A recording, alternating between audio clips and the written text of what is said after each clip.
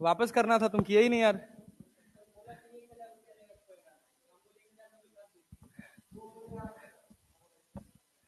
क्या? अच्छा, ये चल, ये बता। कह रहा था work done in rotating a magnetic movement m by an angle of 90 degree from the external magnetic field, direction is n times the corresponding work done in turn it through an angle of 60 degree where n is given by। n किसके बराबर होगा? बनाओ, सवाल बनाओ। कह रहा work done in rotating a magnetic movement by an angle of 90 degree from the external magnetic field direction is n times the corresponding work done to turn it through an angle of 60 degree where n is given by. 60 degree घुमाने में जो काम करना पड़ रहा है उसका n times है 90 डिग्री घुमाने में।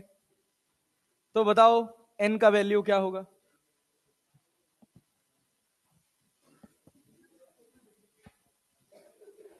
बनाओ बे, पेन चलाओ, एक ही तो फॉर्मूला लगना है। u बराबर क्या लगना है? M B cos theta. W external क्या होगा? u final minus u initial. यही करना है।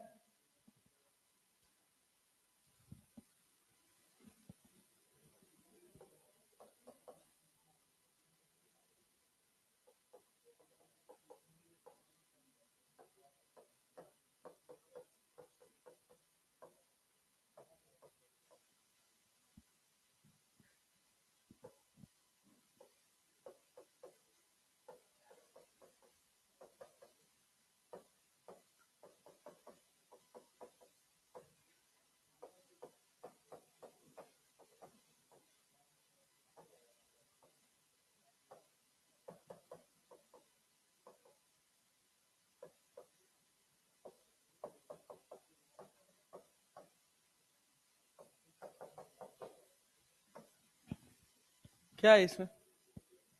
पता नहीं क्या किया, समझ नहीं आया। क्या भाई? एक बार कितना डिग्री घुमाए हो? 90 डिग्री।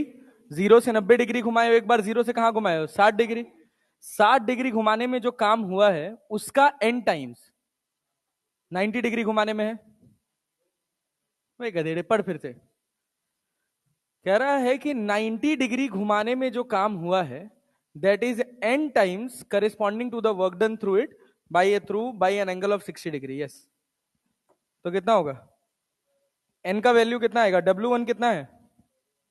MB है ना। और W2 कितना है? MB/2 है। तो n बराबर कितना आएगा? 2 आएगा। यस, दो गुना होगा। 1/2 नहीं, 2। बढ़िया। इधर बताओ, ये बताओ, a bar magnet having magnetic moment इतना joule per tesla is free to rotate in a horizontal plane. Horizontal magnetic field इतना दे रखा है, exist in the space. Find the work done in rotating the magnet slowly from a direction parallel to the field to the direction 60 degree. क्या बना पाओगे? क्या करोगे? Work done क्या u final minus u initial? अरे कर पाओगे? कर पाओगे? फाइनल एंगल कितना है? 60। इनिशियल कितना है? 0। क्या b पता है? क्या मैग्नेटिक मूवमेंट पता है? आसान है भाई। ये बताओ,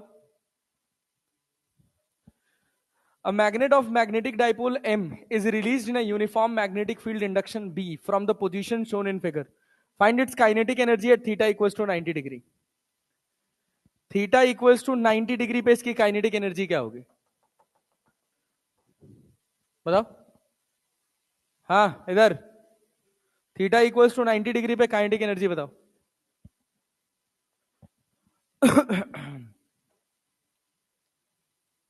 हाँ, यहां से रिलीज किया गया है 90 डिग्री पे, तुमको बताना है 90 डिग्री पे आएगा ना। अब मैग्नेटिक फील्ड इधर है तो इस पे फोर्स इधर लगेगा, इस पर फोर्स इधर लगेगा, क्योंकि मैग्नेटिक मूवमेंट का डायरेक्शन ये है तो ऑब्वियस सी बात है ये साउथ पोल है और ये कौन सा पोल है? नॉर्थ पोल है। ये इसको गोल घुमाएगा ना। पहला सवाल ये कि जब 90 डिग्री पे होगा तो इसकी काइनेटिक एनर्जी क्या होगी?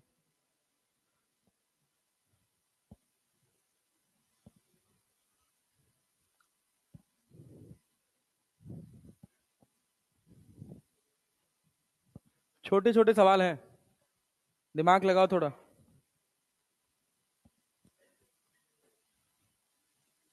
क्या लिखोगे? फॉर्मूला क्या लिखोगे? क्या भाई? के इनिशियल प्लस यू इनिशियल बराबर K final plus U final. लिखोगे ना? के इनिशियल कितना? के इनिशियल कितना? 0। यू इनिशियल कितना? Minus of M B cos 120 degree. K final कितना? के फाइनल ही तो निकालना है। U final, U final minus M B cos 90 degree. Cos 90 का वैल्यू 0। तो फाइनल काइनेटिक एनर्जी कितना आ जाएगा? Half M B. कॉस 120 को क्या लिखोगे? कॉस 90 प्लस 30 ना। तो प्लस साइन 30 के माइनस साइन 30? Minus sign 30। तो क्या माइनस माइनस प्लस हो जाएगा? तो क्या हो जाएगा? M B by 2। कह रहा it's maximum kinetic energy during the motion. Kinetic energy maximum कब होगी? जब थीटा कितना हो जाएगा? 0 डिग्री। स्टेबल इक्विलिब्रियम में ना, स्टेबल इक्विलिब्रियम में पोटेंशियल एनर्जी जो होती है वो मिनिमम होती है, माइनस एम बी होती है। अरे होती है? तो बताओ मैक्सिमम काइनेटिक एनर्जी कितना होगा? यही सेम काम करना है। दूसरा बताओ। एम बी, एम बी होगा पक्का? देख लो, थोड़ा ध्यान दो। अरे दादा, it's maximum kinetic energy during the motion कितना होगा? क्या लिखोगे? फिर से वही, के इनिशियल प्लस यू इनिशियल बराबर K final plus U final. Initial kinetic energy 0, initial potential energy M B by 2, final kinetic energy निकालनी है। फाइनल पोटेंशियल एनर्जी कितना हो जाएगा? Final potential energy cos, cos 0 ना। कॉस 0 का वैल्यू 1। तो plus M B की minus M B? Minus M B ना। तो के फाइनल कितना हो जाएगा? 3 MB/2। पता नहीं क्या कर रहे हो यार तुम लोग यार। दूसरा सवाल, will it perform SHM, oscillation और periodic motion? What is its amplitude? क्या परफॉर्म करेगा? क्या परफॉर्म करेगा? बोलो। क्या ये एंगल बहुत बड़ा है?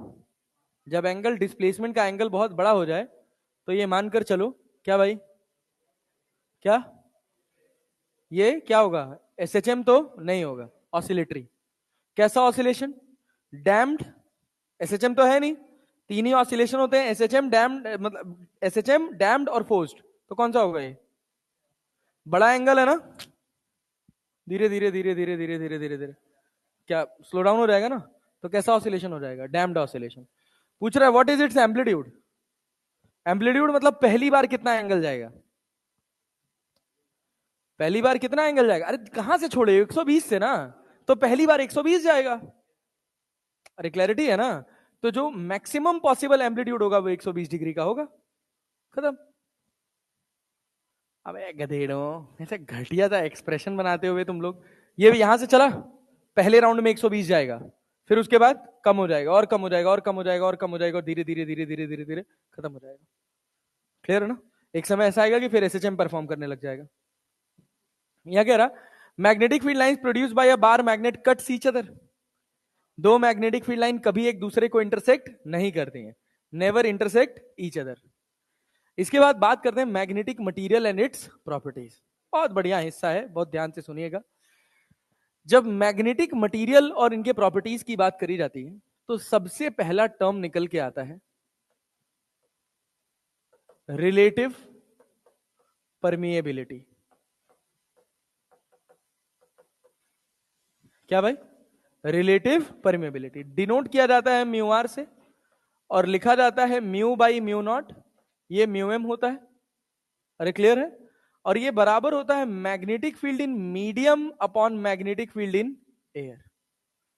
ये बी जो है ये है magnetic field in, magnetic field in medium, magnetic field in medium. B naught क्या है? Magnetic field in air. इसी के बिहाफ पर दो टर्म बनाए गए। एक टर्म का नाम रखा गया मैग्नेटिक इंटेंसिटी। क्या नाम रखा गया भैया? Magnetic intensity.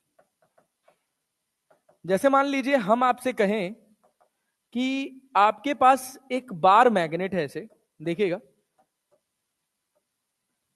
ये आपके पास, छोड़िए, मान लीजिए हमने कहा कि आपके पास ये कोई मटेरियल है जिसका जिसको ऐसे हमने रखा हुआ है और इसको हमने एक सोलेनॉइड के अंदर रख दिया। सोलेनॉइड समझते हैं?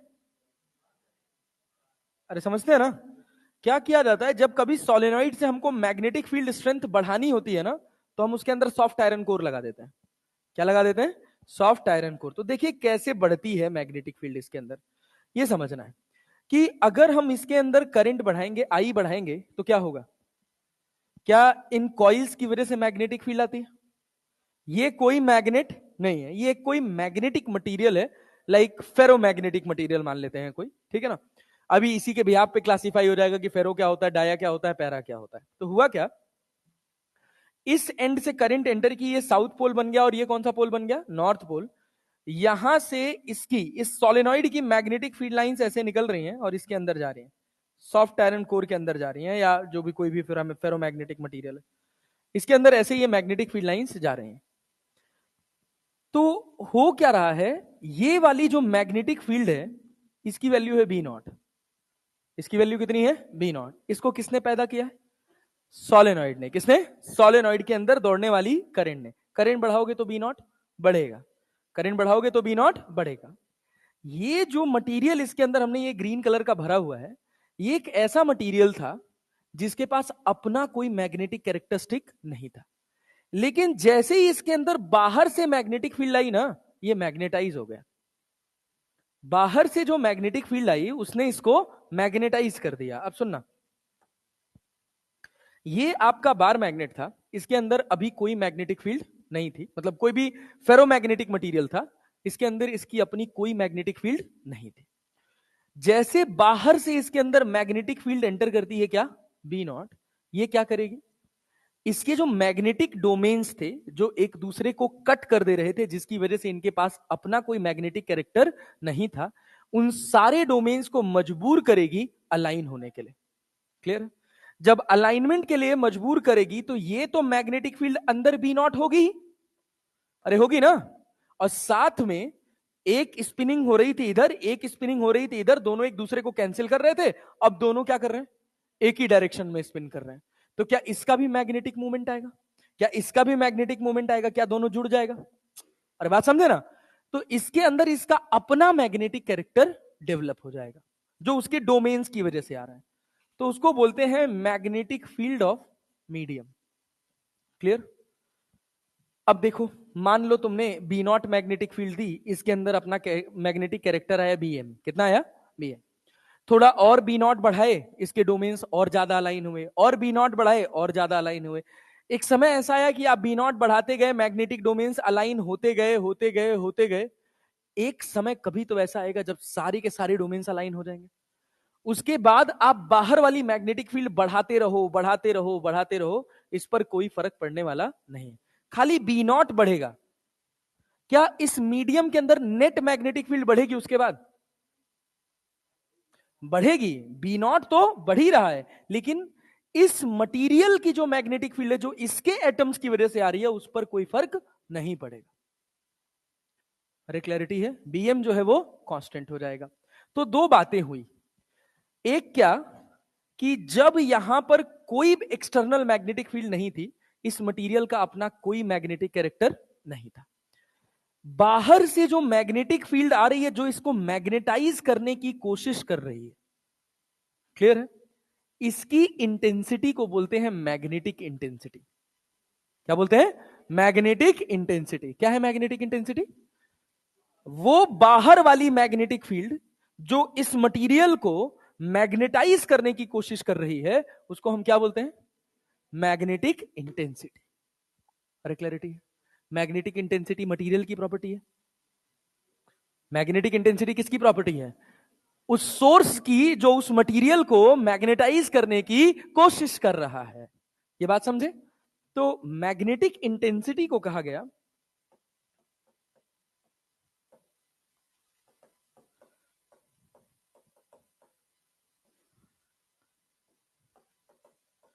मैग्नेटिक इंटेंसिटी को डिनोट किया गया एच से, और कहा गया कि ये H जो है ना, ये B naught by mu naught के बराबर होगा। किसके बराबर होगा?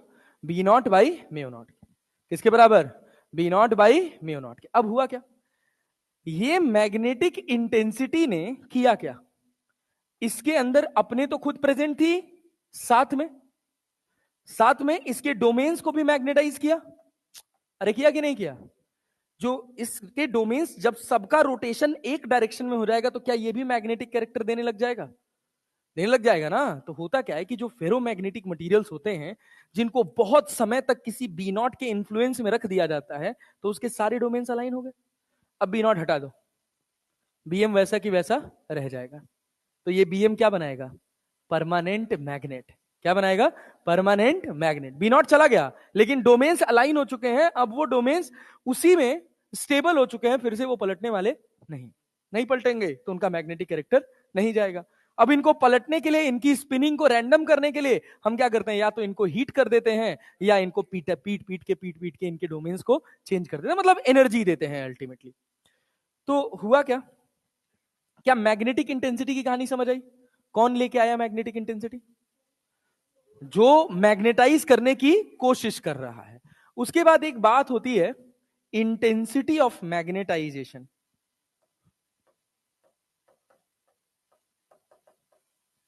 क्या भाई? Intensity of magnetisation. Intensity of magnetisation ये बताता है कि ये मटेरियल कितना मैग्नेटाइज हुआ। क्लियर है? ये मटेरियल, जिस मटेरियल में बाहर वाली मैग्नेटिक फील्ड आ रही थी, ये कितना मैग्नेटाइज हुआ। कौन मैग्नेटाइज कर रहा है?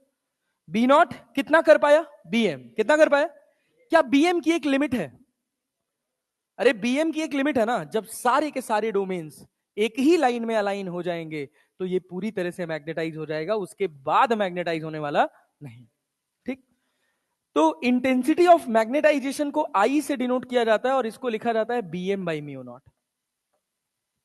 क्या लिखा जाता है? BM by mu naught. Clear है? इस मीडियम की जो परमिएबिलिटी है, रिलेटिव परमिएबिलिटी है, वो म्यू आर है। क्लियर है? रिलेटिव परमिएबिलिटी क्या है? म्यू आर है। बीएम क्या इस मटेरियल की प्रॉपर्टी है? तो इस मीडियम का जो एब्सोल्यूट परमिएबिलिटी होगा, वो होगा mu naught into mu are.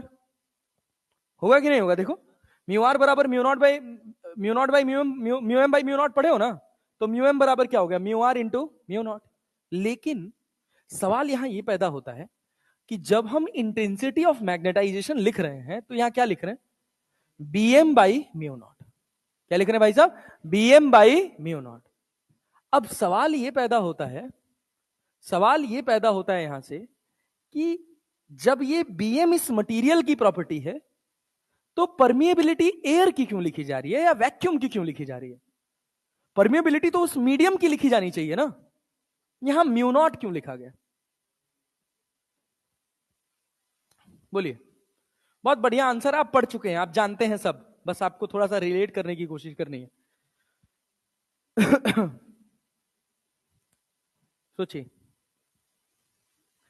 ये जो बाहर वाली मैग्नेटिक फील्ड आ रही है, वो कर क्या रही है? बी नॉट कर क्या रही है? बी नॉट का काम क्या है? क्या कंट्रोल कर रहा है बी नॉट? मैग्नेटिक मूवमेंट, यही तो कंट्रोल कर रहा है। मैग्नेटिक मूवमेंट कहां से आता है? मैग्नेटिक मूवमेंट कहां से आता है? इलेक्ट्रॉन के गोल घूमने से ना यार। EV/2 ही तो पढ़े हो यार, थोड़ा तो रिलेटेबल बनाओ यार, नहीं तो क्या फिर हर चीज रटनी थोड़ी है यार।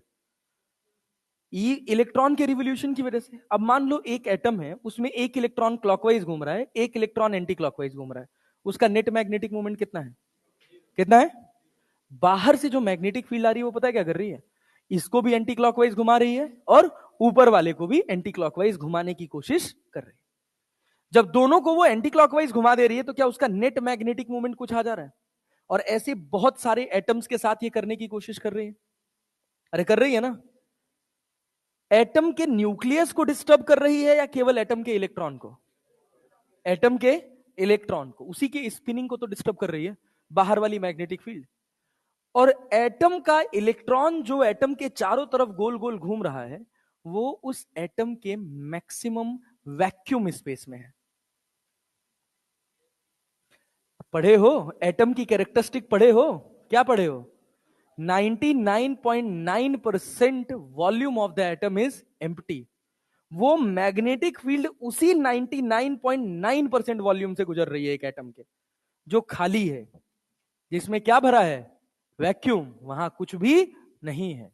इस वजह से हम क्या लिखते हैं? Bm by mu naught. अरे समझ आया? Mu naught is the absolute permeability of air और वैक्यूम। क्लियर? इसी इंटेंसिटी ऑफ मैग्नेटाइजेशन को एक और फॉर्मूले से डिफाइन किया जाता है, वो है magnetic movement per unit volume. Magnetic movement per unit volume मतलब बाहर वाली मैग्नेटिक फील्ड ने इसके कितने डोमेन्स बनाए। डोमेन समझ रहे हो ना?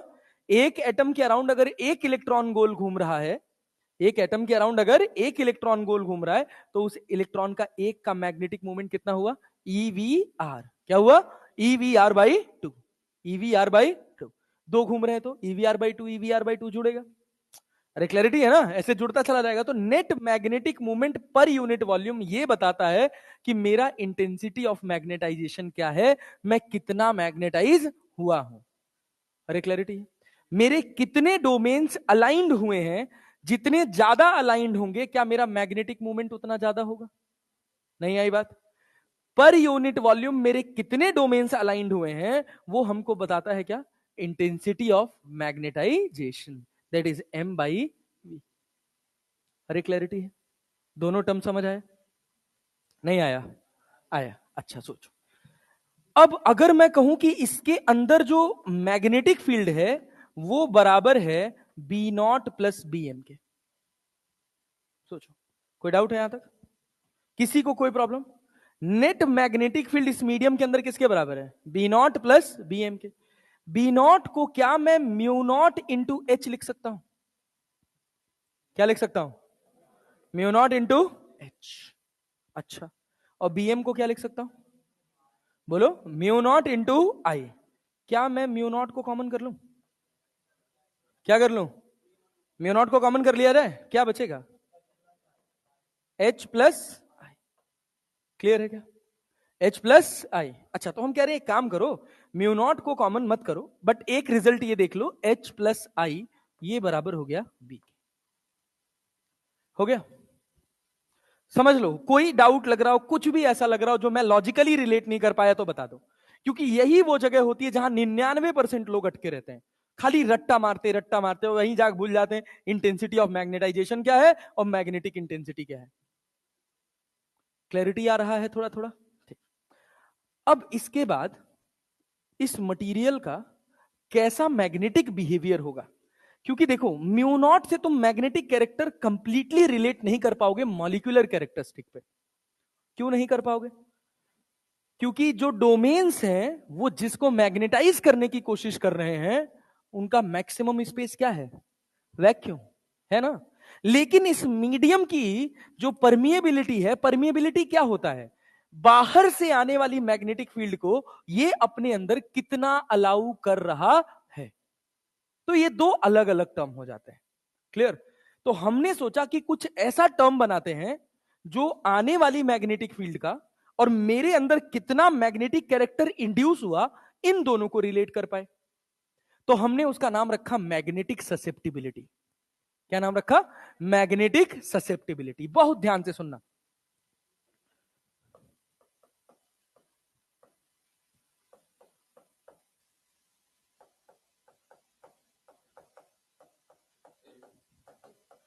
मैग्नेटिक ससेप्टिबिलिटी को बेटा जी डिनोट किया जाता है काई से।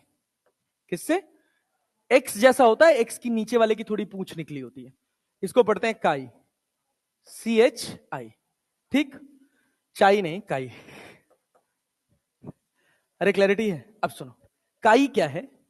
काई क्या है? काई वो रिलेशन एस्टेब्लिश करता है जो ये बताता है कि बाहर वाली मैग्नेटिक फील्ड के रिस्पेक्ट में मैं कितना मैग्नेटाइज हुआ। ठीक है? बाहर से जो मुझे मैग्नेटाइज करने की कोशिश कर रहा है वो है, जानते हो कौन? H। B0 by mu naught. Clear है? और जो मैं मैग्नेटाइज हुआ हूं वो क्या है? I। तो काई ने कहा कि मेरा मैग्नेटाइजेशन इसके रिस्पेक्ट में कितना हुआ, दैट इज मैग्नेटिक ससेप्टिबिलिटी। काई को क्या लिखा गया, आई बाई एच। क्या लिखा गया भाई साहब, काई बराबर आई बाई एच। समझ लो, देख लो, कोई दिक्कत कोई परेशानी, कुछ ऐसा लग रहा हो जो सर के ऊपर से निकल रहा है, समझ आए। परमिएबिलिटी को हम डायरेक्टली रिलेट नहीं कर पा रहे थे। क्यों नहीं कर पा रहे थे, क्योंकि उस मीडियम का बाहर वाले के लिए परमिएबिलिटी अलग है, बी नॉट के लिए परमिएबिलिटी अलग है, और जो वो मैग्नेटाइज हो रहा है उसके लिए परमिएबिलिटी अलग है। बाहर वाले के लिए परमिएबिलिटी म्यू एम है, और उसके खुद के डोमेन्स जब मैग्नेटाइज हो रहे हैं तो परमिएबिलिटी म्यू नॉट है। नहीं आया। डोमेन्स जो मैग्नेटिक मूवमेंट पैदा कर रहे हैं वो इलेक्ट्रॉन की स्पिनिंग की वजह से कर रहे हैं, और इलेक्ट्रॉन का, जब एटम की बात करने जहां इलेक्ट्रॉन है उसका मैक्सिमम स्पेस खाली है। तो जो मैं मैग्नेटाइज हुआ हूं, जो मेरे डोमेन्स बने हैं वो डोमेन्स बने हैं म्यू नॉट के रिस्पेक्ट में, और बाहर वाली जो मैग्नेटिक फील्ड आ रही है वो किसके रिस्पेक्ट में आ रही है, म्यू एम के रिस्पेक्ट में आ रही है। अरे बात समझ रहे हो ना, किसी भी मटेरियल में क्या मैग्नेटिक फील्ड होगी वो इस बात पर डिपेंड करेगा कि वहां मैग्नेटिक फील्ड जिस मीडियम से पास कर रही है उस मीडियम की परमिएबिलिटी क्या है। इस रॉड की परमिएबिलिटी क्या थी, म्यू एम। क्या थी, क्या थी, म्यू एम, जो ये बताता है कि बाहर वाली कितनी मैग्नेटिक फील्ड इसको पेनिट्रेट कर पाएगी। और म्यू नॉट ये बताता है कि इसके अंदर जो बीएम इंड्यूस हो रहा है, जो इलेक्ट्रॉन्स के रोटेशन की वजह से आ रहा है, उससे जो मैग्नेटिक मूवमेंट बन रहा है वो वैक्यूम में बन रहा है। कहां बन रहा है, वैक्यूम। तो हमने कहा कि हम म्यू एम और म्यू नॉट को एक साथ नहीं रिलेट कर पा रहे हैं, तो हम एक काम करते हैं, एक नया टर्म बनाते हैं जिसका नाम क्या रखते हैं, मैग्नेटिक ससेप्टिबिलिटी। सिंपल सी बात है कि मेरा कितना मैग्नेटाइजेशन हो रहा है किसके कंपैरिजन में, बाहर से आने वाली मैग्नेटिक फील्ड के कंपैरिजन में, that is defined as magnetic susceptibility. क्या लिखे, काई बराबर आई बाई एच। और अभी तुम पढ़े हो क्या, बी बराबर mu not I plus H, पढ़े हो? अरे पढ़े हो पक्का भाई, यस। अब देखो, यहां से बी बराबर, मैं कह रहा हूं एच को कॉमन कर लो। किसको कॉमन कर लो, एच को। तो यहां क्या हो जाएगा, आई बाई एच, और यहां पे कितना हो जाएगा, 1 हो जाएगा। अब B by H mu naught, अरे क्लियर है ना, और यहां पे क्या है, यहां पे क्या, काई प्लस 1, काई प्लस 1, अरे क्लियर है क्या। बी बाई एच जो होता है ये मीडियम की परमिएबिलिटी होती है। एब्सोल्यूट परमिएबिलिटी ऑफ मीडियम को लिखा जाता है क्या, B by H. Mu M को क्या लिखा जाता है, बी बाई एच। सोचिए अभी क्या बताया आपको कि अंदर कितना मैग्नेटिक फील्ड इंड्यूस हुआ वो इस बात पे निर्धारित करेगा कि उस मीडियम की परमिएबिलिटी क्या है। अरे क्लैरिटी है ना। बाहर क्या था, बी नॉट, बी नॉट था ना, अंदर पहुंचा तो मैग्नेटाइज कितना कर पा रहा है वो कौन डिफाइन कर रहा है, एच। और एच के लिए कौन जिम्मेदार है, म्यू एम। कौन जिम्मेदार है, अरे क्लियर है ना। तो म्यू एम बराबर क्या लिखे, बी बाई एच। तो यहां लिखे म्यू एम, यहां लिखे म्यू नॉट, और यहां लिखे काई प्लस 1। तो mu M by mu naught बराबर क्या हो गया, काई प्लस 1। और mu M by mu naught को क्या लिखते हैं, म्यू आर। क्या लिखते हैं, म्यू आर। तो म्यू आर बराबर क्या हो गया, काई प्लस 1। अरे समझ आए, पल्ले पड़ा। This is the complete expression. फिर से एक बार देखना। क्या भाई, क्या देखोगे, बोलो बोलो। क्या रिलेटिव परमिएबिलिटी क्लियर है, कोई डाउट इसमें नहीं। Mu M by mu naught that is B by B naught. Magnetic intensity क्या है, इस सोलेनॉइड के अंदर जो करंट है उस करंट की वजह से जो मैग्नेटिक फील्ड डेवलप हो रही है, क्लियर है ना। उस मैग्नेटिक फील्ड की जो स्ट्रेंथ है उसको हम किससे नापते हैं, मैग्नेटिक इंटेंसिटी से, क्लियर है। तो H बराबर B naught by mu naught. Intensity of magnetization क्या है, मैग्नेटिक इंटेंसिटी बेसिकली वो टर्म है जो बाहर से मुझे मैग्नेटाइज करने की कोशिश कर रहा है, क्लियर है। इंटेंसिटी ऑफ मैग्नेटाइजेशन क्या है कि मैं उस बाहर वाली मैग्नेटिक इंटेंसिटी के रिस्पेक्ट में अपने आप को कितना मैग्नेटाइज किया। मैं जो बाहर से आई उससे ज्यादा भी कर सकता हूं और उससे कम भी कर सकता हूं। अरे क्लैरिटी है? दूसरी बात, इसके अंदर टोटल फील्ड कितनी होगी? एक बाहर वाली बी नॉट और दूसरा बी एम। अरे क्लियर है? तो बी बराबर क्या लिखोगे? B naught plus B M. तो बी नॉट वो हिस्सा है जो इसको मैग्नेटाइज करने की कोशिश कर रहा है, बी एम वो हिस्सा है जिससे ये मैग्नेटाइज हुआ है। अरे क्लियर है ना? तो B naught plus B M क्या नेट मैग्नेटिक फील्ड के बराबर हो गया? बी नॉट की जगह क्या लिख सकते हो? म्यू नॉट इंटू एच, और बी एम की जगह म्यू नॉट इंटू आई, तो म्यू नॉट एच प्लस आई। अब हमने कहा इसमें से क्या कॉमन कर लिया जाए भाई? इसमें से क्या कॉमन कर लिया जाए? H कॉमन कर लिया जाए, क्योंकि हमको मिलेगा I बाई एच जो डायरेक्टली रिलेट करेगा मैग्नेटिक इंटेंसिटी से इंटेंसिटी ऑफ मैग्नेटाइजेशन को। मैं कितना मैग्नेटाइज हुआ, दैट इज I, किसके रिस्पेक्ट में? जो मुझे मैग्नेटाइज करने की कोशिश कर रहा था, दैट इज H। तो I बाई एच को हमने क्या लिखा? काय। तो B बराबर mu not I plus H. हमने कहा एक काम करो, H को कॉमन कर लो, तो mu naught H. B by H आपको एक चीज याद रखनी है कि ये किसके बराबर होता है?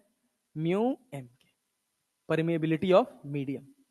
Permeability of medium B by H. B by H को हमने लिख दिया म्यू एम, यहां म्यू नॉट था तो mu M by mu naught को क्या लिख दिया? Mu R, that is equal to काई प्लस वन। अब इसी काई के बिहाफ पर तीन तरह के मटीरियल्स बनाए जाते हैं। एक होता है कौन सा? Diamagnetic material. एक होता है पैरा मैग्नेटिक मटीरियल, और एक होता है अपने पास फेरो मैग्नेटिक मटीरियल।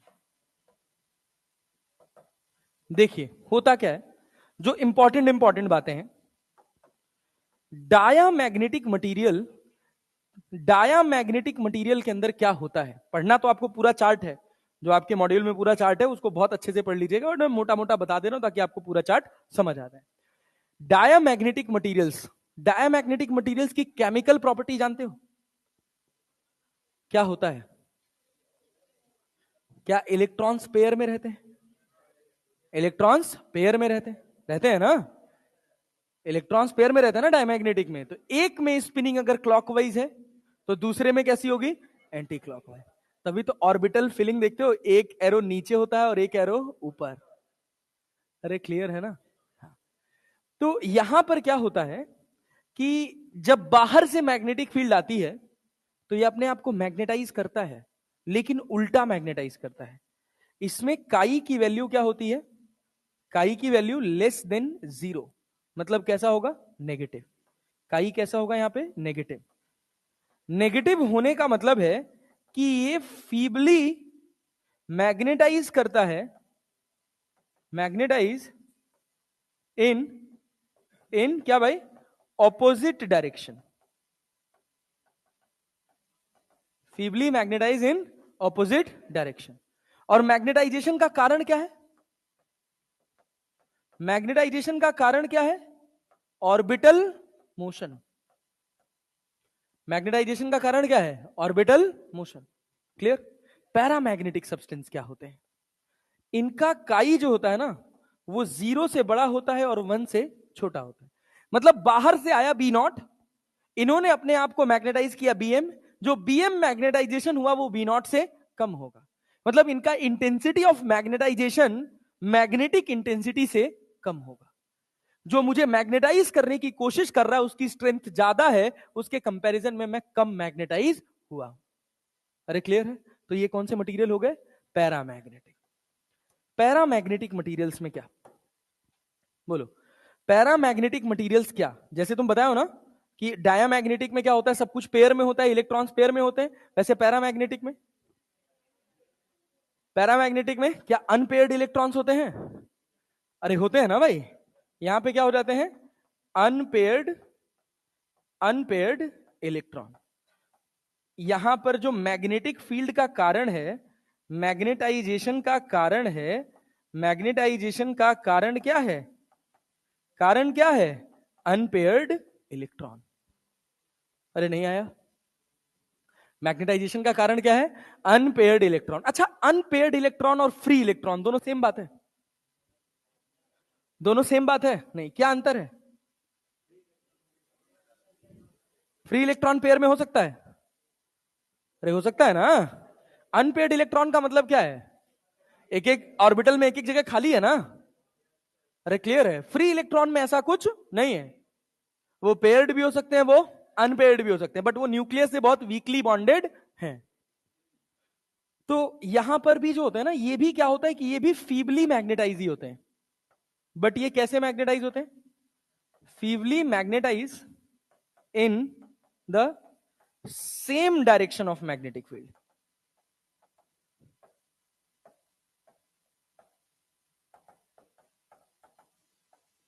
अच्छा, फेरोमैग्नेटिक मटेरियल्स क्या होते हैं? हाँ भाई, इनमें काई की वैल्यू बहुत बड़ी होती है। किससे? 1 से। हाँ, बाहर से आया 10 टेस्ला, क्लियर है, और ये अपने आप को मैग्नेटाइज कर लिए 20 टेस्ला, 30 टेस्ला, 40 टेस्ला, क्लियर है। ये किस कारण से होता है? जैसे यहां पर पढ़ लिए क्या, ऑर्बिटल मोशन के कारण हो रहा है। यहां किसके कारण हो रहा है? अनपेयर्ड इलेक्ट्रॉन के कारण। फेरोमैग्नेटिक, अरे जनरली मैग्नेटिक डोमेन्स होते हैं ना। अरे बनते हैं मैग्नेटिक डोमेन्स, तो सब में बन रहे हैं, लेकिन यहां पर मैग्नेटिक डोमेन्स बनाने का कारण है फ्री इलेक्ट्रॉन्स। अरे बात समझे क्या भाई? Free electrons. Ferromagnetic materials generally metals होते हैं और उन सब में फ्री इलेक्ट्रॉन्स बहुत ज्यादा होते हैं।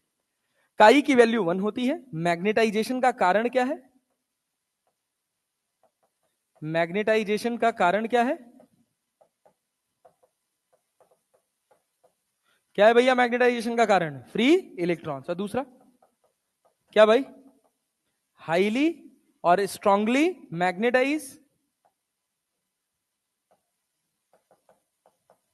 in the direction of magnetic field, in the direction of magnetic field, clear? ये वो बेसिक प्रॉपर्टीज है जिनसे आप अपने छोटे छोटे छोटे छोटे जितने सवाल हैं वो सब बना ले जाओगे। इसके बाद भी पढ़ना है आपको, पूरा पूरा चार्ट आपको पढ़ना है, एक एक चीज। यहां तक कहानी क्लियर हुई? पहले ये बताओ, ये पेज साफ सुथरा क्लियर है एकदम? कोई डाउट, कोई परेशानी, कुछ लग रहा हो जो सर के ऊपर से जा रहा हो भाई साहब? हाँ हाँ, लिखेंगे तो है ही है, सुनो तो, लिखेंगे पूरा पूरा लिखेंगे। इसके बाद एक साइंटिस्ट है जिन्होंने एक लॉ दिया, जिनका नाम रखा गया क्या? Curies law. क्या नाम रखा गया? Curies law. क्यूरी ने कहा कि इंटेंसिटी ऑफ मैग्नेटाइजेशन किसी मैग्नेटिक मटेरियल का ये डायरेक्टली प्रोपोर्शनल होता है किसके? मैग्नेटिक इंडक्शन के। obvious सी बात है, जितना ज्यादा मैग्नेटिक इंडक्शन होगा, जितनी ज्यादा अंदर मैग्नेटिक फील्ड पैदा होगी, वो किसके प्रोपोर्शनल होगा? कितना ज्यादा मैं मैग्नेटाइज हुआ, क्योंकि बी नॉट तो फिक्स है। बी नॉट तो फिक्स है, बी में क्या बीएम बढ़ रहा है? और बीएम कौन डिफाइन कर रहा है? मैग्नेटाइजेशन की इंटेंसिटी कर रहा है ना। तो इन्होंने कहा कि आई जो होगा वो डायरेक्टली प्रोपोर्शनल होगा बी के, लेकिन कंडीशन है कि टेम्परेचर कम से कम होना चाहिए, क्योंकि अगर टेम्परेचर ज्यादा हुआ तो काम तमाम। क्यों? क्योंकि तुम बाहर से एक तो मैग्नेटिक फील्ड लगा के उनके डोमेन्स को एक डायरेक्शन में अलाइन किए हो, और फिर तुम टेम्परेचर बढ़ा दिए तो इलेक्ट्रॉन्स की स्पिनिंग क्या रैंडम हो जाएगी, क्योंकि उनको अलग से काइनेटिक एनर्जी मिल रही है। तो वो क्या चाहेंगे कि उनका डोमेन्स न्यूट्रलाइज हो जाए। अरे क्लैरिटी है ना? अब जैसे मान लो किसी का डोमेन एम बना, तो उसकी पोटेंशियल एनर्जी भी तो आ रही है, बढ़ रही है। मैग्नेटिक डोमेन्स बढ़े तो पोटेंशियल एनर्जी बढ़ रही है। इलेक्ट्रॉन क्या चाहेगा कि मेरी पोटेंशियल एनर्जी बढ़ जाए? नहीं, तो फिर वो क्या कर लेता है? हाई टेम्परेचर पर अपने आप को ऐसे रीअरेंज करता है कि नेट डोमेन्स कितने हो जाते हैं? 0। तो होता क्या है? कहा कि I is directly proportional to B होगा, लेकिन इनवर्सली प्रोपोर्शनल टू टेम्परेचर होगा। अरे क्लियर? यहां तक बात समझ आ रही है? अच्छा, बी जो है वो डायरेक्टली प्रोपोर्शनल किसके होता है? एच के। बी डायरेक्टली प्रोपोर्शनल एच के। तो आई बाई एच, अल्टीमेटली हम ये कहना चाह रहे हैं कि इन्होंने ऐसे रिलेट किया, हम कहते हैं कि तुम ऐसे याद करो कि आई जो होगा वो डायरेक्टली प्रोपोर्शनल होगा एच के, होगा कि नहीं होगा? और इनवर्सली प्रोपोर्शनल होगा किसके? टी के, होगा ना? तो I by H is directly proportional to 1 by T. I by H को क्या लिखोगे? Chi. Chi is inversely proportional to 1 by T. Temperature बढ़ाओगे काई घटेगा। वो टेम्परेचर जिस पर कोई फेरोमैग्नेटिक मटेरियल, वो टेम्परेचर जिस पर कोई फेरोमैग्नेटिक मटेरियल किस में कन्वर्ट हो जाता है? पैरामैग्नेटिक मटेरियल में उस टेम्परेचर को क्या बोलते हैं? Curies temperature. क्या बोलते हैं? Curies temperature. अरे क्लैरिटी है? नहीं आया? हाँ हाँ, ये वाली जो मैग्नेटिक फील्ड है ना, ये नेट मैग्नेटिक फील्ड है। क्लियर है ना? बट वो किसके प्रोपोर्शनल होगी? एच के, कि बाहर से कितना मैग्नेटाइजेशन अंदर आ रहा है। तो chi is directly proportional to 1/t। Proportionality constant को हटाते हैं तो क्या लिख लेते हैं? काई बराबर c/t। ये हमारे पास क्यूरीज लॉ। क्लियर है? कई बार तो, एक बार तो मैं देख रहा था नीट में एक क्वेश्चन पूछा गया था बस यहां से, काई 1/काई 2 बराबर T2/T। बस मैग्नेटिक ससेप्टिबिलिटी दे रखा था, दोनों टेम्परेचर दे रखा था, एक टेम्परेचर पूछा था, टेम्परेचर डिग्री सेल्सियस में पूछा गया था। आपका टेम्परेचर यहां पे किसमें है? याद रखेगा, टेम्परेचर इज इन केल्विन। अरे क्लियर है क्या? Temperature is in kelvin, that's it.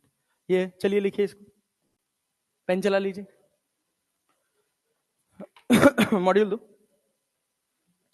इसके बाद पढ़ाऊंगा हिस्टेरेसिस कर्व। हाँ हाँ, इतना ही है यार। अभी सवाल है, नोट करो जल्दी, सवाल कराऊं।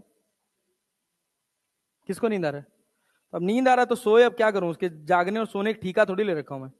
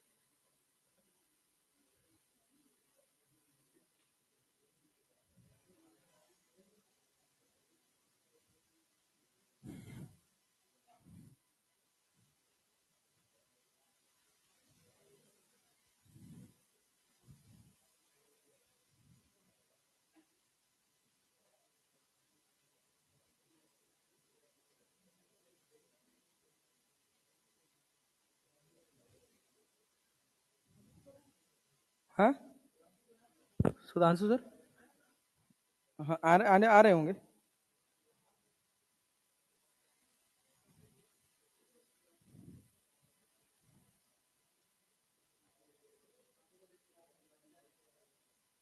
हम्म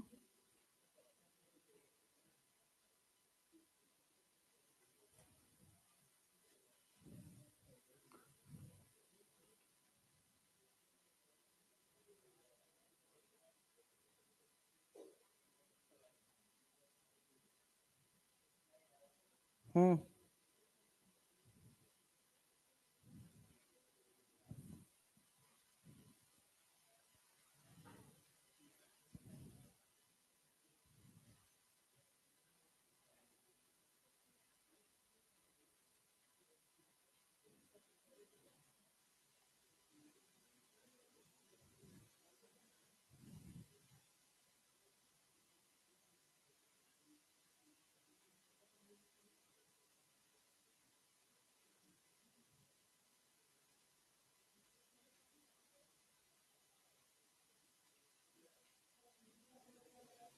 क्या बेटा जी? फिबली का मतलब कम।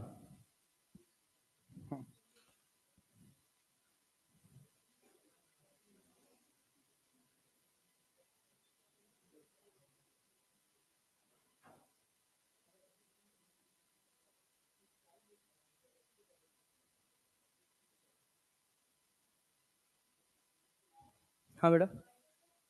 हाँ, वाटर पैरामैग्नेटिक होगा। हाँ, पैरामैग्नेटिक होने का कारण ये है कि वाटर H2 उसके पास तो होता है ना, इलेक्ट्रॉन्स पेयर्ड नहीं रहते हैं ना, अनपेयर्ड इलेक्ट्रॉन होता है ना। अरे वाटर के पास अनपेयर्ड इलेक्ट्रॉन होता है कि नहीं होता? हाँ, हाइड्रोजन फिल कर देता है। हाँ, पता नहीं यार।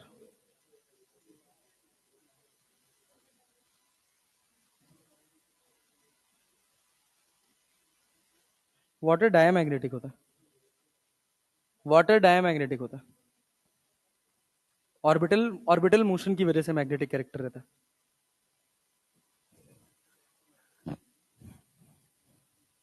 जितने भी ऐसे क्वेश्चंस मिले मेटल्स आइडेंटिफाई करने वाले कि पैरा है कि फेरो है, उनको याद कर लेना। ऑब्वियस सी बात है, वहां जाके पेयर्ड इलेक्ट्रॉन अनपेयर्ड इलेक्ट्रॉन थोड़ी ढूंढने बैठ जाओगे यार। हाँ, हाँ, डाय और पैरा तो निकल जाएगा, इतना केमिस्ट्री पढ़े हैं। फेरो में मेटल्स आएंगे ज्यादा करके। बट कुछ मेटल्स ऐसे होते हैं जैसे तुम्हारा कॉपर वापर हो गया, ये सब पैरा में आ जाते हैं। थोड़ा रिलेट करने की कोशिश करना, कौन चिपक जाता है मैग्नेट के साथ? जो चिपक जाता है वो फेरो है, जो नहीं चिपक रहा है वो पैरा है, या जो बहुत कम चिपक रहा है वो भी पैरा है। हाँ, मैग्नेट देंगे देखने के लिए?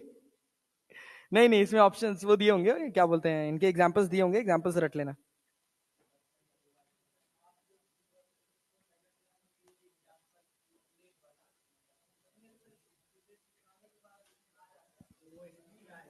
स्टील है ना वो। अरे वो तो मतलब ऐसा है कि अब मान लो मैं तुरंत निकाल दूं, तुरंत लगाए तुरंत निकाल दूं, थोड़ी आ जाएगा, बहुत ज्यादा समय तक रहेगा तो फेरोमैग्नेटिक मटेरियल तो आएगा ही आएगा। तो हाँ, बहुत थोड़ा सा रहता है, रह जाता है कभी कभार। ऐसे सिक्का लगा लेते थे, एक का वाला सिक्का था, और निकालने के बाद भी सिक्का चिपका रहता था। तो फेरोमैग्नेटिक मटेरियल यार, तो मैग्नेटाइज तो करेगा ही।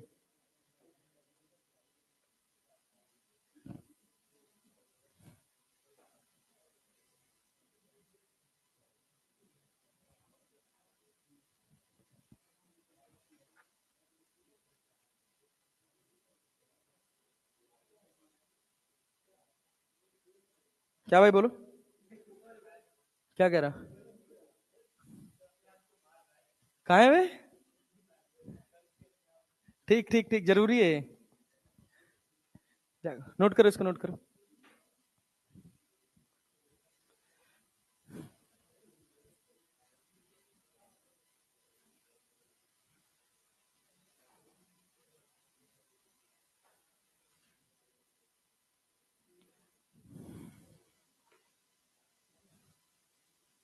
चलें आगे बढ़ा रहे हैं।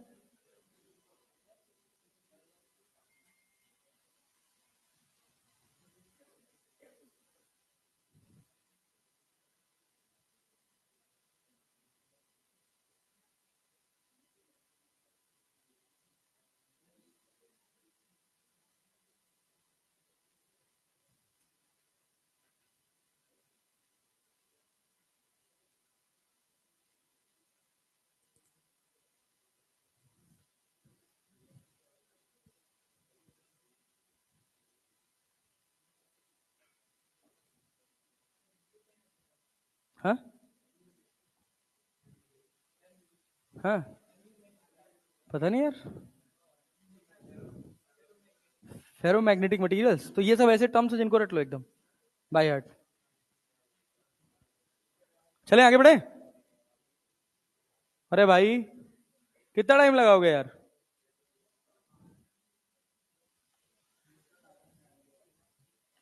आई और एच बाई टी का कर्व याद रहेगा? अरे भाई, यही तो पढ़े हो ना। देखो, आई इज डायरेक्टली प्रोपोर्शनल टू क्या भाई? H by T. ये जाने के बाद कांस्टेंट हो गया, इसका क्या मतलब है? इसका क्या मतलब है? टेम्परेचर। टेम्परेचर टेम्परेचर फिक्स रख के तुम मान लो एच को चेंज कर रहे हो, ये यहां जाने के बाद क्या है? एक समय ऐसा आया कि तुम मैग्नेटाइज करने की कोशिश कर रहे थे, मैं मैग्नेटाइज होता गया होता गया होता गया, एक लिमिट तक ही ना। जब मेरे सारे डोमेन्स अलाइन हो गए, उसके बाद तुम कितना भी मैग्नेटाइज करने की कोशिश कर लो, मेरी मैग्नेटिक इंटेंसिटी पे जो मैं मैग्नेटाइज कर रहा हूं खुद को, उस पर कोई चेंज होने वाला नहीं। यही वो सिचुएशन। इसी से एक कर्व निकल के आता है जिसको बोलते हैं बीएच कर्व। क्या बोलते हैं? BH curve, hysteresis curve. Simple यही कर्व ही है, कुछ है नहीं वो। अरे ये सब लिख लेना यार। हाँ, ये सुनो ना। हाँ सुनो, इधर देखो। ये बताओ, इसके बाद अगला जो कर्व आता है ना तुम्हारे सामने, वो होता है बीएच कर्व। वो क्या कहता है कि ये तुम्हारे पास, ये तुम्हारे पास बी है और ये तुम्हारे पास क्या है, एच। क्लियर है ना? इसी को बोलते हैं हिस्टेरेसिस कर्व।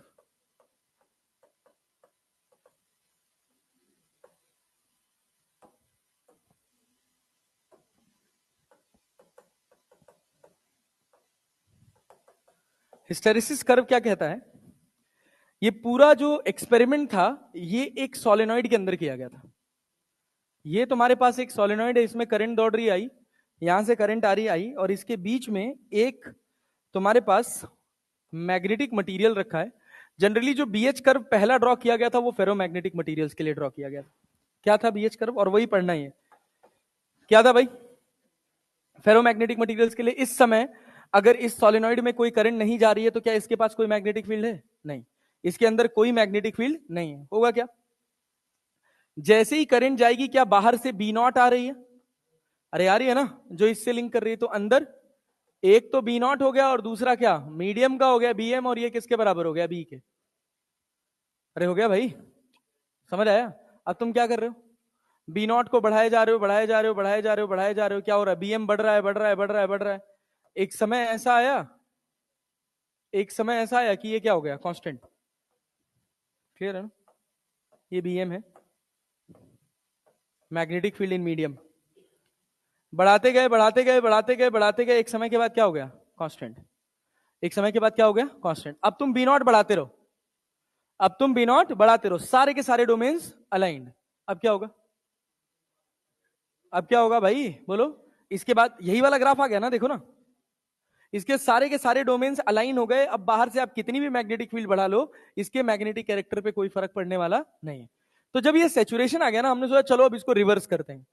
तो जब हमने इसकी करंट को अब घटाना शुरू किया, पहले करंट को बढ़ाकर लेकर गए सैचुरेशन करंट तक पहुंचे।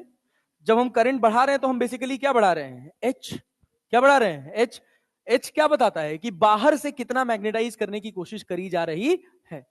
हम एच बढ़ाते गए, मतलब आई बढ़ाते गए, एच बढ़ता गया, आई बढ़ाते गए, एच बढ़ता गया। अंदर जो मैग्नेटिक फील्ड बीएम है ये भी बढ़ती चली गई, बढ़ती चली गई, बढ़ती चली गई। अरे क्लियर है, बात समझ आ रहा है? लेकिन एक समय के बाद, एक समय के बाद अब बीएम बढ़ना बंद। क्यों, ये सारे के सारे डोमेन्स अलाइन। हमने सोचा अब चलो, अब उसके बाद हम इसको रिवर्स करते हैं।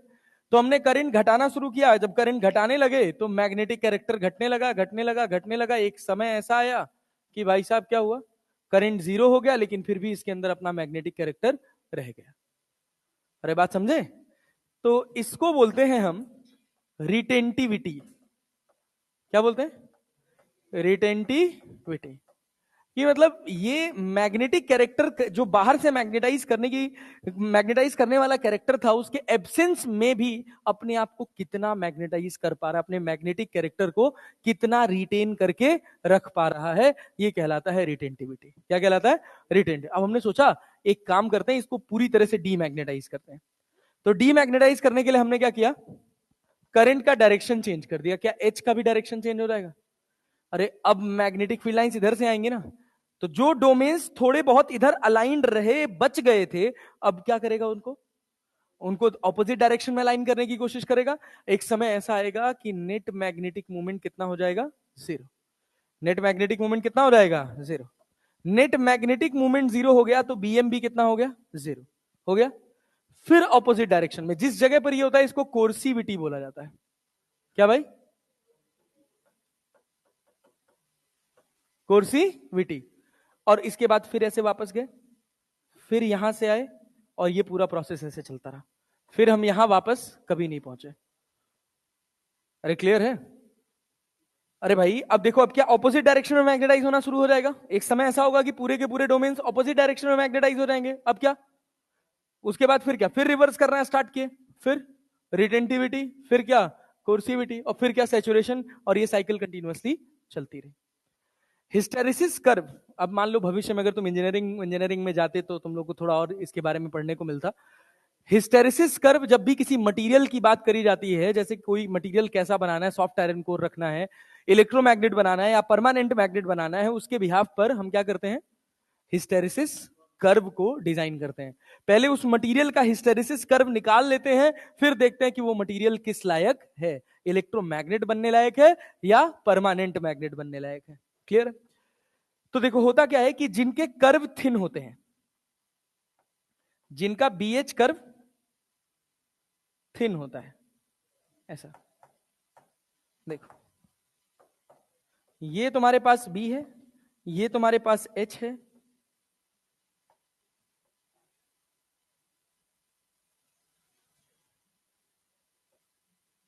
जिनके बीएच कर्व थिन होते हैं और जिनके बीएच कर्व थिक होते हैं,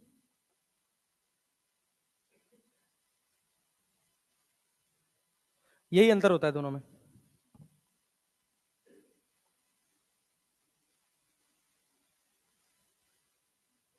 दोनों डायग्राम दिख रहा है? ये जो मटेरियल्स होते हैं इनकी रिटेंटिविटी भी हाई होती है,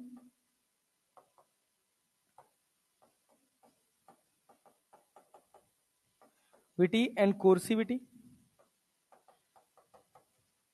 दोनों हाई होती है, तो ये बनाए जाते हैं परमानेंट मैग्नेट्स।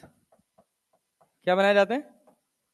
Permanent magnets. और जिनका रिटेंटिविटी और कोर्सिविटी दोनों लो होता है, लो रिटेंटिविटी एंड लो कोर्सिविटी, ये जनरली क्या बनाए जाते हैं? इलेक्ट्रोमैग्नेट्स। क्यों? इलेक्ट्रोमैग्नेट का मतलब क्या? जब तक करंट जाए तब तक वो मैग्नेटाइज रहे, करंट हटने के बाद उनका मैग्नेटिक कैरेक्टर चला जाए। अब ऐसा थोड़ी पंखा चल रहा है, स्विच बंद कर दिए फिर भी वो गोल घूम रहा है। अरे अच्छा, कभी तुम लोग पंखे को उल्टा गोल घूमते देखते हो? कभी कभी उल्टा चलने लग जाता है, हाँ? तो नीचे कैसे हवा देगा? ब्लेड तो उसकी ऐसे बनी है ना, ऊपर हवा देने के लिए, एग्जॉस्ट की तरह। उसको रिवर्स फ्लक्स बोलते हैं। क्या बोलते हैं? Reverse flux. वो उसमें थोड़ा सा इसका भी कारण होता है, वो तुमको पढ़ने को मिलेगा अभी जब तुम इलेक्ट्रोमैग्नेटिक इंडक्शन पढ़ोगे तब। हाँ भाई, सुनो सुनो सुनो सुनो सुनो। हाई रिटेंटिविटी, हाई कोर्सिविटी वाले क्या होते हैं? Permanent magnets. लो रिटेंटिविटी और लो कोर्सिविटी वाले क्या होते हैं? क्या होते हैं? इलेक्ट्रोमैग्नेट्स। इलेक्ट्रोमैग्नेट्स को ऐसा बनाया जाता है कि जैसे करंट चली जाए, इलेक्ट्रोमैग्नेट अपना मैग्नेटिक कैरेक्टर खो दे और करंट आए तो वो मैग्नेटिक कैरेक्टर रिटेन कर ले। अरे क्लियर है? बस इतनी सी बात है। ये है तुम्हारा पूरा बीएच कर्व। अब इसके बाद इससे सवाल बनते हैं। देखो पहला सवाल, each atom of every matter is a complete magnet itself. True और फॉल्स? ट्रू और फॉल्स? मे बी ट्रू और नॉट। क्लियर है क्या कि false? Each atom of every matter is completely magnet itself. ये कह रहा कंपल्शन है। मान लो अगर अगर तुम डायामैग्नेटिक मटेरियल की बात करो तो उसमें क्या है?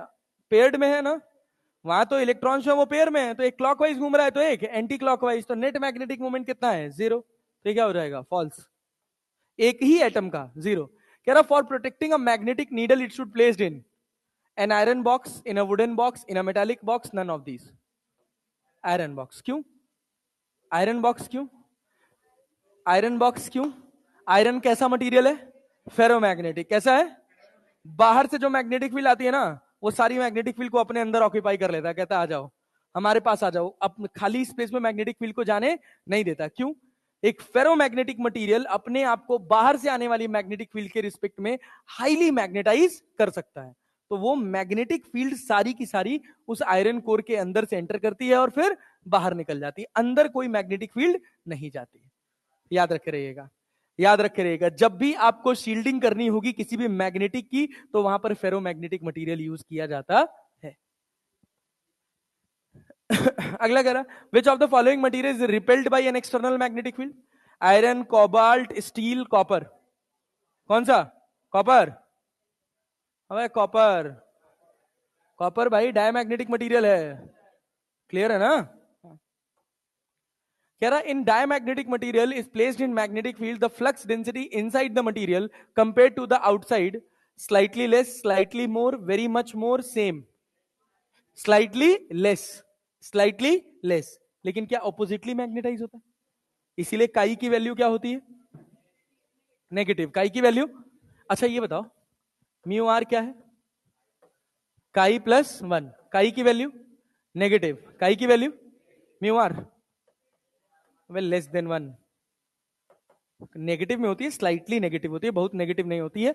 म्यू आर बस नेगेटिव मत कर देना, म्यू आर नेगेटिव नहीं होता। म्यू आर की वैल्यू क्या होगी? Less than 1। किसके लिए? किसके लिए? डाई के लिए। पैरा के लिए म्यू आर 1 से ज्यादा होगा, ग्रेटर देन 1 होगा ना। और फेरो के लिए बहुत ज्यादा। ये देखो, substance in which the magnetic moment of single atom is not zero are known as diamagnetic, ferromagnetic, paramagnetic। कौन सा? पैरामैग्नेटिक। क्यों? क्योंकि अनपेड इलेक्ट्रॉन है। अरे अनपेड इलेक्ट्रॉन है भाई, इसीलिए कहते हो उतना प्रॉपर्टी पढ़ लो उतने सब सवाल बन जाएगा। Susceptibility of a magnetic substance is found depend on the temperature and the strength of the magnetizing field the material is diamagnetic, ferromagnetic, paramagnetic, superconductor। कह रहा susceptibility of a magnetic substance is found to depend on temperature and the strength of magnetizing field। कौन? the material is para की फेरो? Para, para फेरो दोनों लग रहा है यार। susceptibility of magnetic substance नहीं, इज डिपेंडेंट ऑन टेम्परेचर ना, temperature पे डिपेंडेंट बस केवल पैरामैग्नेटिक होते हैं। काई is directly proportional to 1/T, ये किसके लिए होता है? पैरामैग्नेटिक मटेरियल के लिए। तो सही आंसर होगा para.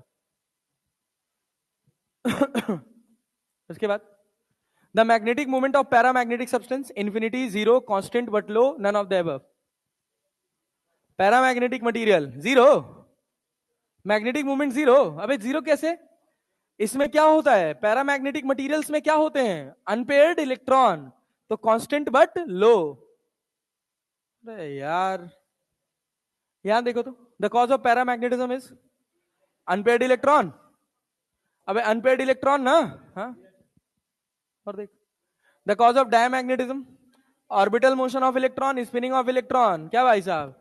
Orbital motion of electron. हाँ, पेड़, अरे उसके मोशन की वजह से होता है भाई। पेयर्ड इलेक्ट्रॉन पड़ा हुआ है, वो थोड़ी मैग्नेटिक कैरेक्टर डेवलप कर देगा।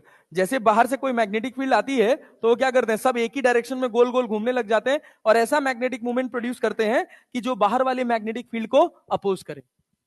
क्लियर है ना? तो ऑर्बिटल मोशन। और देखो, कह रहा था magnetic movement of diamagnetic material is infinity, zero, none of the above. क्या? Magnetic movement of diamagnetic material zero होता है यार, जीरो होगा ना भाई। क्यों? पेयर्ड इलेक्ट्रॉन्स है ना। अरे जब बाहर से कोई मैग्नेटिक फील्ड नहीं आ रही है तो एक क्लॉकवाइज घूम रहा है तो दूसरा एंटी क्लॉकवाइज घूम रहा है भाई, जीरो होगा। यहां कह रहा which of the following statement is correct for diamagnetic materials? Mu R is less than 1, chi is negative and low, chi does not depend upon temperature, all of the above, all of the above. Which of the following statement is correct for ferromagnetic materials? These becomes diamagnetic, these becomes paramagnetic at Curie temperature। ऐसा ही तो है? अरे सही है ना? और पढ़ लो, their magnetic susceptibility becomes zero, its magnetic properties are explained on the basis of electron principle। दूसरा सही है। क्या चीज? हाँ डिपेंड करता है, लेकिन लीनियरली डिपेंड नहीं करता है। Chi is inversely proportional to 1/T minus TC का फॉर्मूला हो जाता है। ठीक है ना? तो डायरेक्ट डिपेंडेंसी नहीं होती है। पैरामैग्नेटिक भी टेम्परेचर पे डिपेंड करता है, फेरोमैग्नेटिक भी टेम्परेचर पे डिपेंड करता है, but inverse dependency directly temperature के साथ किसकी होती है? किसकी होती है? पैरामैग्नेटिक मटेरियल्स की। ठीक, यहां बताओ, if the magnetic susceptibility of magnetic material is minus 0.004, its nature will be diamagnetic ना। कह रहा था magnetic susceptibility of paramagnetic material at -73 degree Celsius is 0.0075, then its value at -173 degree Celsius will be, क्या निकाल पाओगे भाई? काई 1 upon काई 2 बराबर क्या? T2 upon T1। टेम्परेचर किस में रखोगे? केल्विन में ना। -73 का मतलब कितना है? 200। 200 तो T2 हो गया तुम्हारे पास कितना? T1 हो गया 200 और T2 400, 100 100 ना। अरे 100 ना, कट जाएगा। तो काई टू बराबर 0.0030 क्या? अरे ये हो जाएगा सेकंड ना, थर्ड। अबे 0.0, अच्छा नहीं नहीं, 2 से मल्टीप्लाई करो, 75 दूना 150, सी होगा, थर्ड होगा, थर्ड। क्या बताओ?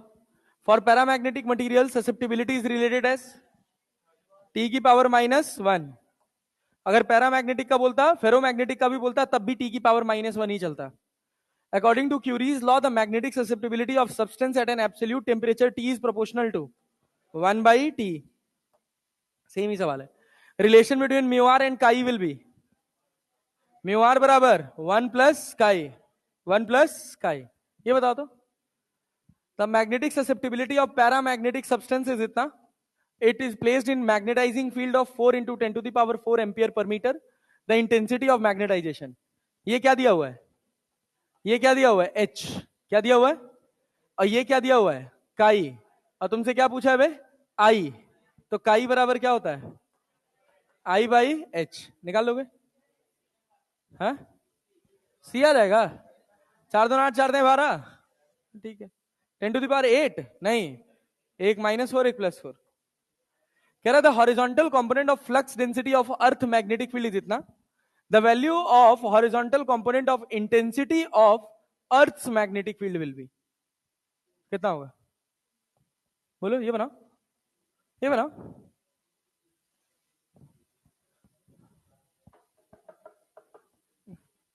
बताओ बताओ बताओ, क्या निकालना है? इंटेंसिटी ऑफ मैग्नेटाइजेशन की मैग्नेटिक इंटेंसिटी?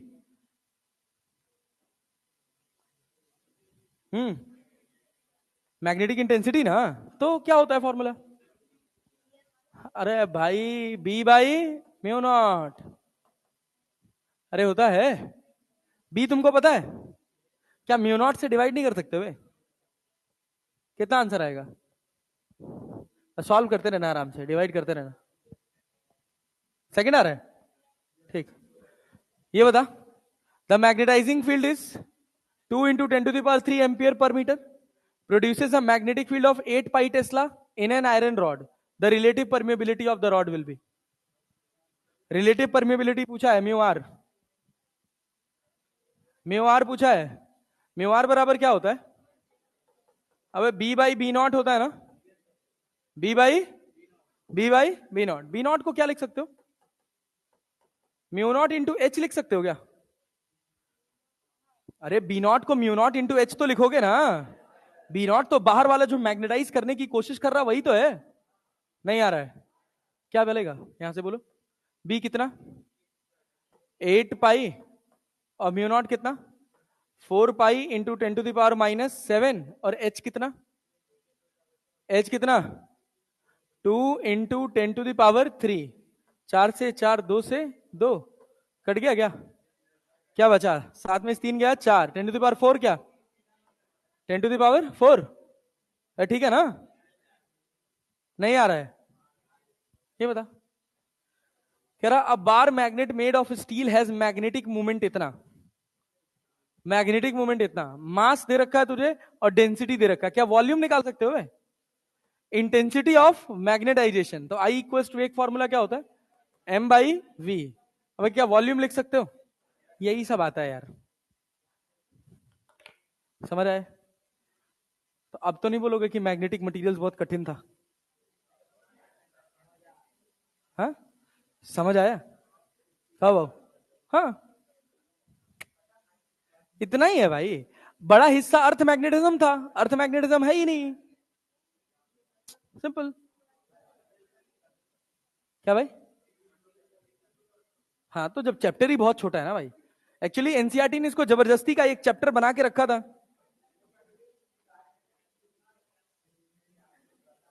सुनो, मैग्नेटिज्म एंड मैटर टोटल। हाँ भाई, क्या कह रहा? टोटल क्वेश्चन कितने हैं इसमें? 1 से लेके 75 तक, 75 क्वेश्चन हैं टोटल।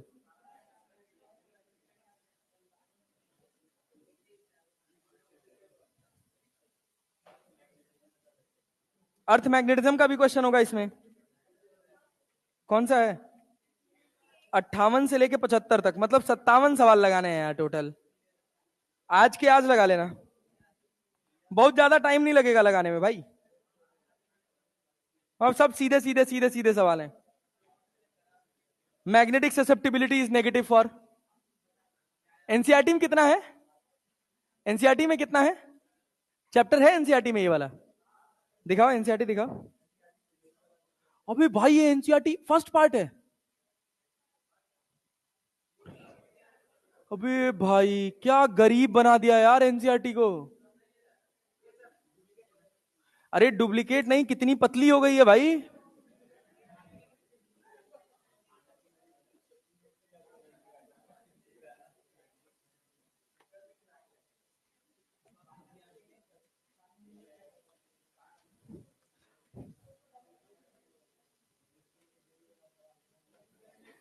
ओ भाई साहब, पूरा अर्थ मैग्नेटिज्म गायब। एक्सरसाइजेस में से एडिशनल एक्सरसाइज गायब। अच्छा ये बताओ, Gauss law in magnetism, Gauss law electrostatics में क्या था? B dot D S equal to Q enclose upon epsilon naught, था ना? मैग्नेटिज्म में क्या होगा? क्या कभी मोनोपोल पॉसिबल है? मोनोपोल पॉसिबल है? नहीं, नहीं है ना। एक तरह पॉजिटिव, एक साउथ पोल प्लस एम बना, एक नॉर्थ पोल बना माइनस एम।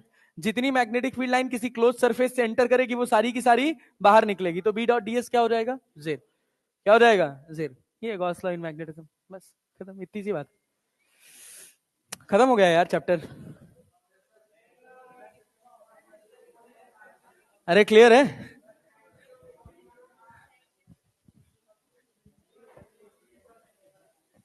इसके बाद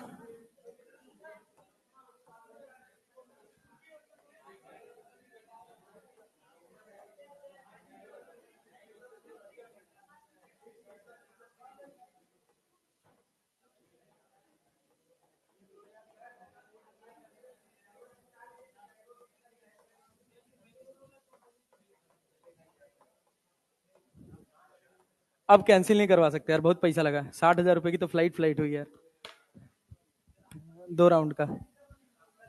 हाँ मेरा लखनऊ से था ना फ्लाइट। हाँ कंपनी ने दिया? पागल हो यार, अपना पैसा खर्च करके वो भी बैंगलोर जाएंगे 2 कौड़ी की जगह पे। साला ना खाने को मिलता है ना पहनने को मिलता है।